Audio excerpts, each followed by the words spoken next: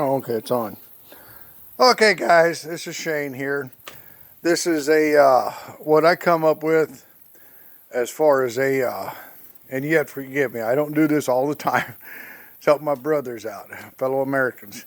Go Trump! Had to get that in there. But anyway, this is my homemade vacuum test, leak tester, the best way to put it. This is what I come up with. And I've used it several times, and yeah, baby, it works, and it beats the hell out of going and paying, well, who knows what. But this is kind of an overview. You have to forgive me, I'm in the sun, of what I've got. Okay, now, this is just a regular paint can, and you can see the brass fitting that I've got in there, and what that is for. This is a small air compressor that actually come out of my baby. Yeah, you all know what that is. If you don't, you shouldn't be watching this video. I'm just joking. But that goes into there, okay? And what I do is this part here, okay? This here, the end of my hose goes through the hole. This part here would go into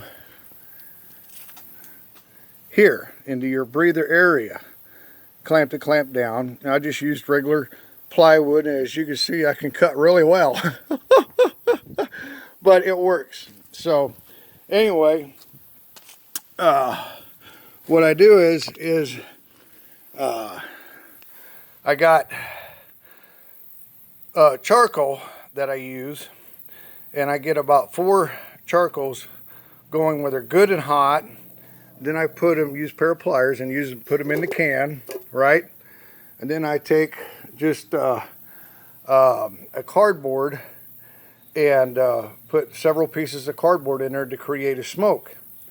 And then I put the lid on here, okay, and turn the air compressor on. And with this already on the intake, the air breather, and then the hose goes in like that.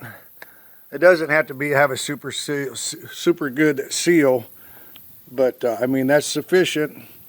And then that goes into the engine and it creates smoke, and I use a clear line because you can see the smoke coming through. And what that does is that an air compressor helps it to force feed into the engine instead of gravity feeding. And then you can really tell your vacuum leaks. And I've used that several times, and it's worked every time for me. So God bless, have a good day, and go Trump.